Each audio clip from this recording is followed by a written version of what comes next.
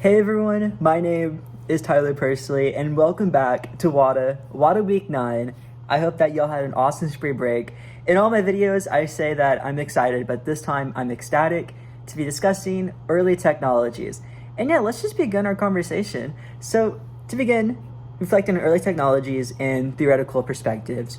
Growing up, I had the privilege of owning a iPhone 3GS. That was my very first iPhone. While it wasn't the most cutting edge model of the iPhone, because that was kind of the first iteration of it, and the iPhone 4, iPhone 5 has already been released in that time frame, it still represented a significant upgrade for me, because I was coming from like an old iPod Nano. But one of the standout features of owning an iPhone was the easy access to YouTube, and not just YouTube, but to all different types of social medias. This was kind of the infancy of YouTube, Instagram, Facebook, and YouTube, which has been recently acquired by Google at this time as well. So BAM highlights on page 44 that technological determinism locates cause with the technology, okay? And social constructivism locates cause with people. A third perspective called social shaping emphasizes a middle ground. And I'm going to be discussing the middle ground for the context of this part of the conversation. So YouTube creators back then had a profound influence on social dynamics. The content you consumed directly impacted your status within your social circles. Personally, growing up, I connected with a lot of Minecraft content, a lot of Minecraft creators, and just kind of led me to make friends with other people who shared the same interests as me, and also same interests with the game and the creators as well.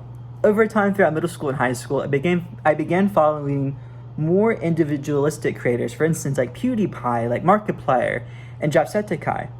Today, however, that sense of individuality within YouTubers is beginning to change. Many people are drawn to more creators like MrBeast, who represents a more capitalistic mainstream to YouTube, shifting away from the individuality that once defined creators. So, moving on from our conversation, I want to discuss linking early technologies to future communication. So one aspect of the rise of social media today that I find particularly interesting is the role of blockchain technology. Mars states, chapter 11, that decentralized social media platforms will arise to challenge the centralized behemoths like Meta and YouTube. One example is Steemit, a blockchain-based social media platform and blogging platform where YouTubers and media content creators can earn STEM cryptocurrency for publishing and creating content. And this was on page 171. I believe the domestication of technology has led to a much more capitalistic approach to content creation, where individuality is becoming less relevant. Ban discusses this on page 45, stating that the fact that we no longer engage in either utopian or dystopian content discourses around for instance, the landline telephone or the alphabet is evidence of how successful earlier technologies have been domesticated. What once seemed marvelous and strange, capable of creating both greatness and horror, is now so ordinary to the invisible.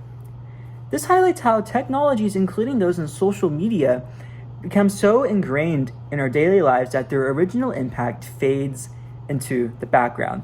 So to conclude this conversation today, the internet is forever changing, and how we communicate in the digital age is ever conforming. My question for you is, take a content creator you watch daily and tell me, how has their content changed over time? How has their content evolved for this digital landscape? Anyways, thanks for watching this week, and say awesome y'all. Thank you.